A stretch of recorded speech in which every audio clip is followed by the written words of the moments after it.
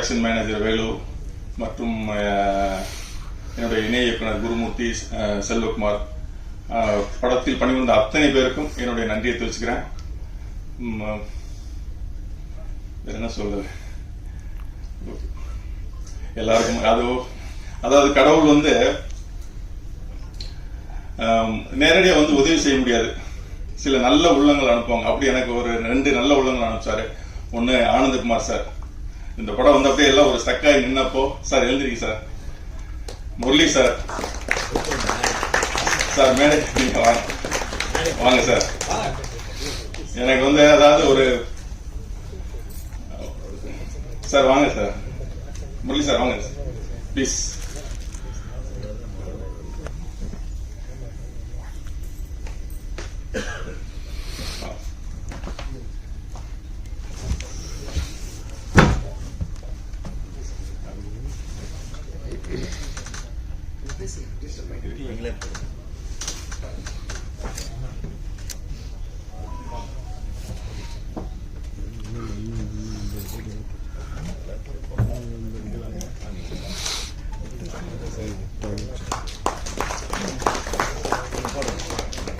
வந்து ஒரு அச்சாணியா இருந்து, அச்சாணி பெட்ரோல் சொல்லலாம், எனக்கு வந்து இந்த வண்டி வந்து நகர்றதுக்கு ஒரு உதவியா இருந்தாங்க முரளி சார், ஆனந்தகுமார் சார். அவங்களுக்கும் இந்த நேரத்தில் நான் நன்றியை தெரிவிச்சுக்கிறேன். அதே மாதிரி இந்த படத்தில் இன்ஸ்பெக்டரா கதிரவன் நடிச்சிருக்காரு. அவர் இயக்குனர், டப்பிங் யூனிட் செயலாளர், ரொம்ப சிறப்பாக நடிச்சிருக்காரு. அவரோட ராஜா, சத்குரு, விஎன் செல்வன், குணா, சதீஷ், இவங்க எல்லாருமே ரொம்ப சிறப்பாக நடிச்சிருக்காங்க. அவங்களுக்கு இந்த நேரத்தில் என்னுடைய நன்றியை தெரிவிச்சுக்கிறேன். மோனிகா, நீலேஷ் 2 பேரும் அந்த அப்படி பண்ணிருக்காங்க. முதல் படமே தெரியாது அந்த அளவுக்கு நடிச்சிருக்காங்க. எல்லாருமே வாழ்ந்திருக்காங்க. இந்த கதை ஒருவேளை அது உள்ள அந்த கதையில ஒரு ஆத்மா இருக்கு. அந்த ஆத்மா வந்து எல்லாரும் இப்படி அபகரிச்சிச்சுன்னு நினைக்கிறேன். ஏன்னா நான் வந்து அது எனக்கு சும்மா ஒரு நியூஸா கடந்து போக முடியல. அந்த ஃபேமிலி இறந்தத சரி, அது என்ன மனநிலை இருக்கும், அது ஒரு சைக்காலஜி. சரி, நார்மலா இது எடுத்துனா ஒரு டாக்குமெண்ட்ரி ஃபிலிம் ஆயிடும். ஸோ இதை கொஞ்சம் இன்ட்ரெஸ்ட் பண்ணா கொஞ்சம் சைக்கலாஜிக்கலா எழுதணும் அப்படின்னு சொல்லிட்டு ஒரு சைக்கலாஜிக்கல் ஸ்கிரிப்டா வந்து இதை எழுதி ரஞ்சித் சாரை போய் பார்த்தோம். ரஞ்சித் சாருக்கு ஆல்ரெடி கால் பண்ணேன், சார் இந்த மாதிரி ஒரு ஸ்கிரிப்ட் இருக்கு. அவரு ரொம்ப இல்லைங்க அப்படிங்கிற மாதிரி ஒரு தவிர்க்கிற ஒரு மனநிலை தான் இருந்தாங்க.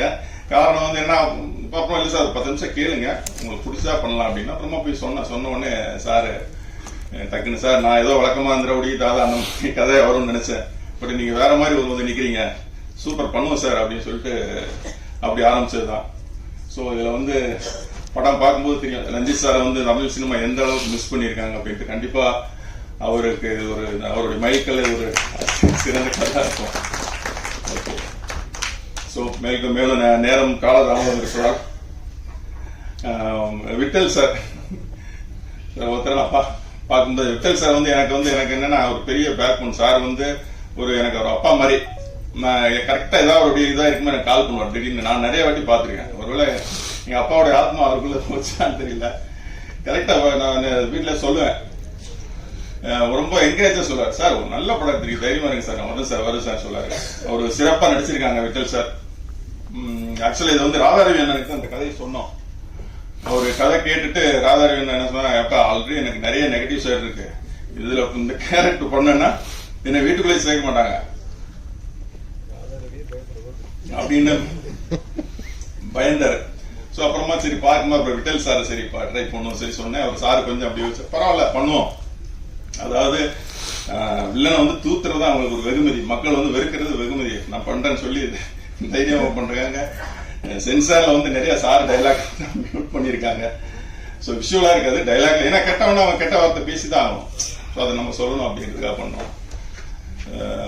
வேற யாரும் இருந்தா மன்னிச்சிருங்க. சார் உதயகுமார் சார், பேரு சார், உங்க படங்களை பார்த்தா நாங்க வந்திருக்கோம், சினிமாக்கே வந்தோம். ஆமா, சின்ன கவுண்டரு, கிழக்கு வாசல்லாம் கோயம்புத்தூர்ல எத்தனை வாட்டி பார்த்து நினைக்கிறது இல்லை. ஸோ நீங்க என்னுடைய மேடையில் இருக்கிறது எனக்கு ஒரு மிகப்பெரிய பெருமையா நினைக்கிறேன். அதே மாதிரி நண்பர் ஆதவன் வந்து என்ன, அவரு என்னோட இன்னொரு படம் அது ரிலீஸ் ஆகல அந்த மாதிரி அதெல்லாம் முதல்ல ஆதவன் நான் தான் இன்ட்ரோடியூஸ் பண்ண அந்த ஒரு பெருமை எனக்கு இருக்கு. ஆக்சுவலா அது வந்து ஆர்ஜே பாலாஜி நடிக்க வேண்டியது. ஆர்ஜே பாலாஜி தான் ஃபர்ஸ்ட் நான் தான் நடிக்கிறது கூப்பிட்டேன். அவருக்கே ஆச்சரியம், என்னங்க எப்படி சார் என்ன அந்த ஹீரோ ஃப்ரெண்டு கேரக்டர் வந்து ஒரு பிராங்க் கால் பண்ணி கலாய்க்கிற மாதிரி. ஸோ அவர் ப்ரோக்ராம் கேட்டிருக்கேன். அப்போ அவர் நடிக்க சினிமா இல்லை. அப்போதான் சரின்ட்டு அப்புறம் பண்ண சரி சார் பண்ணுவோம் அப்படின்ட்டாரு. கரெக்டாக ஷூட்டிங் ஒரு 2-3 நாள் அவர் ஃபோன் சுவிட்ச் ஆஃப் ஆயிடுச்சு.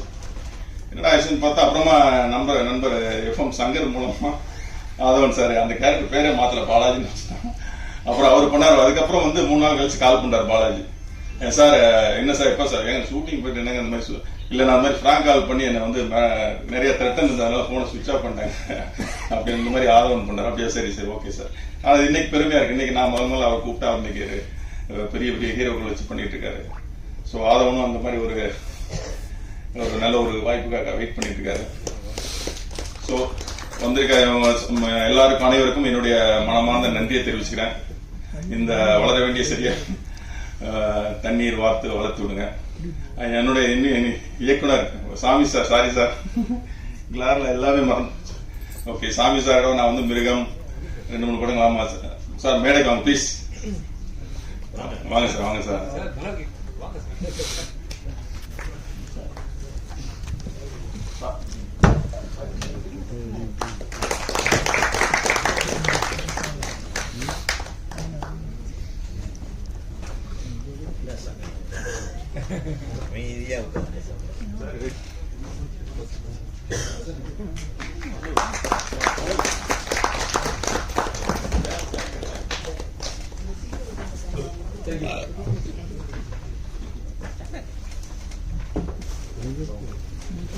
ஸோ சாமி சாருக்கு நான் வந்து 2 படங்கள் அசோசியேட்டா ஒர்க் பண்ணியிருக்கேன்.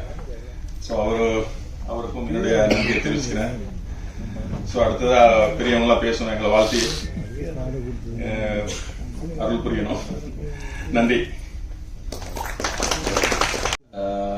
இறுதி முயற்சி வந்து எங்களுக்கு 2வது படம். ஃபர்ஸ்ட் படம் என்னன்னா காவல்துறை எங்கள் நண்பன் சொல்லிட்டு ஒரு படம்.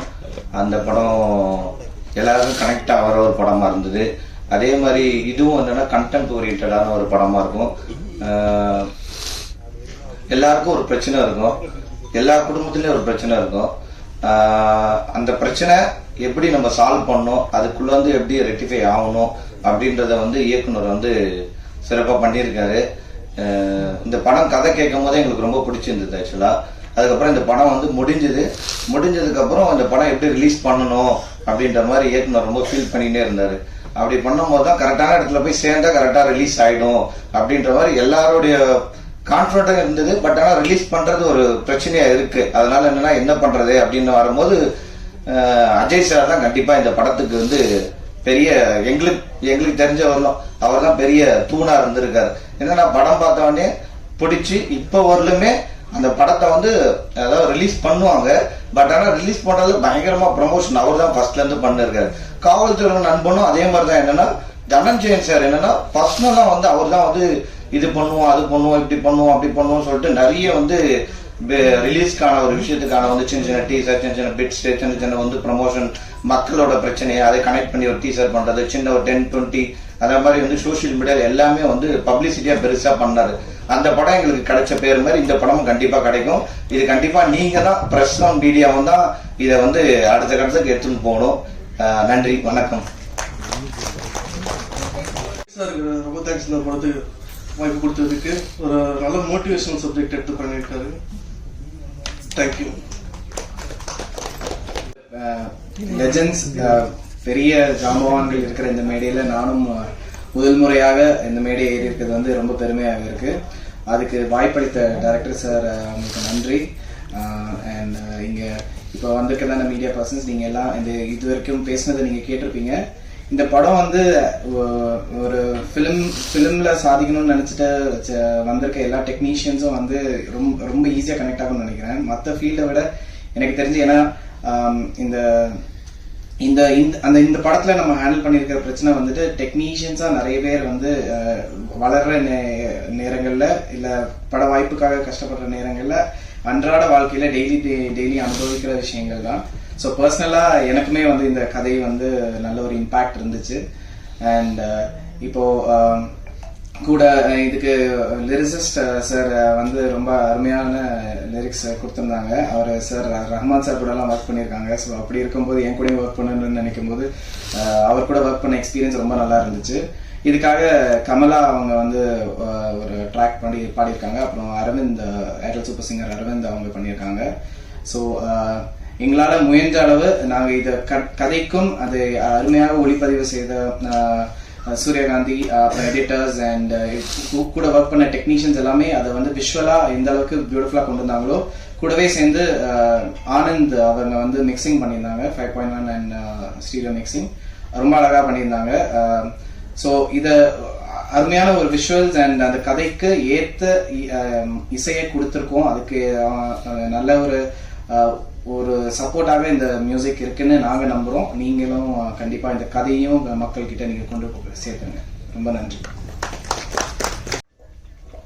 அனைவருக்கும் எனது இனிய மாலை வணக்கம். அவையில் இருக்கிற பெரியவர்களுக்கு எனது பணிவான வணக்கங்களை தெரிவித்துக் கொள்கிறேன். இந்த படம் எனக்கு கிடைச்சது ஒரு அற்புதமான ஒரு விஷயம். ஒன்றை தொட்டு ஒரு நல்லது நடந்தால் அதை தொட்டு அடுத்த நல்லது நடக்கும் அப்படின்னு சொல்லுவாங்க. நான் வந்து 2007 பாடல் எழுத ஆரம்பித்தேன். என்னுடைய முதல் பாடல் வந்து ரஹ்மான் சாருக்கு ஒன் லவ் அப்படின்ற ஒரு ஆல்பம்க்கு எழுதியிருந்தேன். அடுத்து ஜோதா அக்பரில் வரக்கூடிய ख्वाजा इंदन ख्वाजाன்ற பாட்டுடைய தமிழ் எழுதியிருந்தேன். அதுக்கப்புறம் ஒரு நீண்ட இடைவெளி எடுத்துக்கிட்டேன். நான் வந்து ஆசிரியர் பணியில் இருந்தேன். இன்னொரு காரணம் என்னன்னா, கமர்ஷியல் பாடல்கள் எழுதுறதுல எனக்கு அவ்வளோ விருப்பம் இல்லை. அதனால அது ரொம்ப விலகியே இருந்தேன் சினி ஃபீல்டை விட்டு. வெகு காலங்கள் கழித்து என்னுடைய மாணவன் மூலமா எனக்கு எஃப்ஐஆர்ன்ற ஒரு படம் கிடைச்சது, விஷ்ணு விஷால் அவருடைய படம். அதுல வந்து 2 பாடல்கள் எழுதியிருந்தேன். அந்த பாடலை கேட்ட இயக்குனர் அமுதேஸ்வர் அப்படின்றவர், இன்னைக்கு வரைக்கும் நான் அவரை நேரில் பார்க்கல, இன்னைக்கு இந்த நிகழ்வுக்கு வருவார் எதிர்பார்த்திருந்தேன். பார்த்துருந்தா அவருக்கு ஒரு நன்றி சொல்லணும்னு நினைச்சிருந்தேன். அவர் வந்து அந்த பாடலை கேட்டு டைரக்டர் இந்த படத்தோட இறுதி முயற்சியுடைய டைரக்டர் வெங்கட்ஜனா சாருக்கு ரெஃபர் பண்ணியிருக்கிறாங்க. அப்படிதான் அந்த வாய்ப்பு எனக்கு கிடைச்சது. முதல்ல வந்து அவங்கள மீட் பண்ணும்போது கதையை சொன்னாங்க. கதை வந்து ஒரு முக்கியமான சமூக பிரச்சனையை எடுத்து கையாண்டிருக்கிறோம் அப்படின்னு சொல்லும்போது நல்லா இருந்தது. எனக்கு இன்னொரு சுதந்திரம் என்னன்னா, பாட்டை எழுதிட்டு மெட்ட அமைக்கலாம் அப்படின்னு சொன்னாங்க. சரின்னு சொல்லி முதல்ல ஒரு பாடல் தான் முடிவு பண்ணியிருந்தாங்க. அந்த பாடல் வந்து அது இன்னைக்கு ஸ்கிரீன் ஆகல. படம் வரும்போது பாருங்க.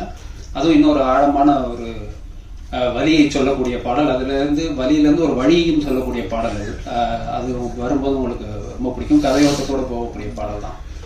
அடுத்ததாக வந்து வெகு நாட்கள் கழித்து மறுபடியும் இந்த பாடலுக்கு இந்த சூழல் ஒன்று இருக்குது, இந்த சூழலுக்கு ஒரு பாட்டு வேணும் அப்படின்னாங்க. இதுவும் மாண்டேஜ் சாங் தான் அப்படின்னு சொல்லும்போது இதுவும் எழுதிட்டு தான் மெட்ட அமைச்சாங்க.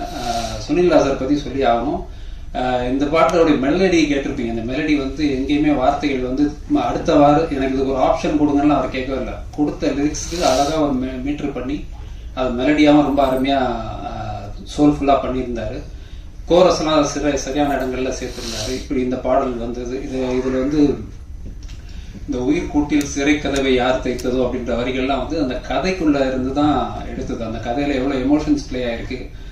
ரஞ்சித் சார்ல இருந்து, ஹீரோயின் மேம்ல இருந்து, அந்த குழந்தைங்கல இருந்து எல்லாருமே வந்து அந்த எமோஷன்ஸ் எப்படி பிளே பண்ணியிருந்தாங்களோ. ஏன்னா யூஸ்வலா ஒரு டியூனுக்கு பாட்டு எழுதும் போது அந்த டியூனை கேட்க அதுல இருந்தே சொல் கிடைக்கிறத மாதிரி எனக்கு ஒரு உணர்வு ஏற்படும். அதை வச்சு எழுதுவோம். ஆனா இதுல வந்து சீன்ல இருந்து வார்த்தைகளை எடுக்க முடிஞ்சது. அந்த உணர்ச்சியை தான் அப்படி கடத்த முயற்சி செஞ்சிருக்கேன். அது உங்களுக்கு தான் பிடிச்சிருக்கும்னு நினைக்கிறேன். இயக்குனர் அவர்களிடம் மற்றவர்களும் கேட்டுக்கிட்ட மாதிரி ஊடக நண்பர்கள் இந்த படத்தை நிச்சயமா கொண்டு சேர்க்கணும். ஏன்னா அது ஒரு சிறந்த மெசேஜ். ஒவ்வொரு மனிதனும் எழுந்து நிற்க வேண்டிய சூழலுக்கு வரும்போது இந்த படம் நிச்சயமா ஒரு பாடமா இருக்கும்னு நினைக்கிறேன். அனைவருக்கும் நன்றி, வணக்கம். எல்லாருக்கும் வணக்கம். மேடையில் இருக்கும் திரு ஆர் வி உதயகுமார் அவர்களுக்கும், பேரரசு சார் அவர்களுக்கும், ரஞ்சித் சார் அவர்களுக்கும், மேகாலயா அவர்களுக்கும்,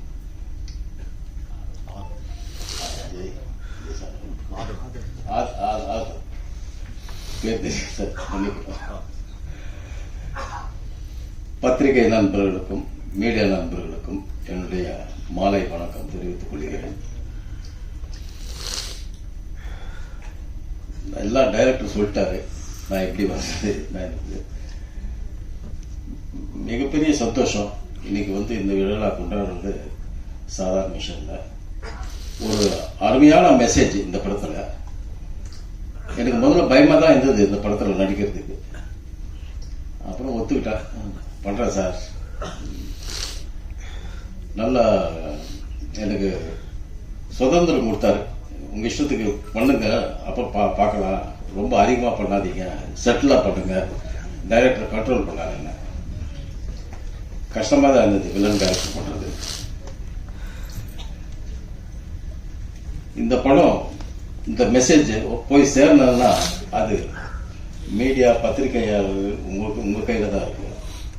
தயவு செஞ்சு தலை வணங்கி கேட்கிறேன், இந்த படத்தை பத்தி நல்லா எழுதிங்கன்னா இந்த படம் செட்டில் ஆகிட்டு மிகப்பெரிய வெற்றி அடையும்னு என்னுடைய நம்பிக்கை. நான் கடவுளை வேண்டிக்கிறேன், தயவு செய்து இதை செய்யுங்க. உங்க கையில தான் இருக்கு. நன்றி, வணக்கம்.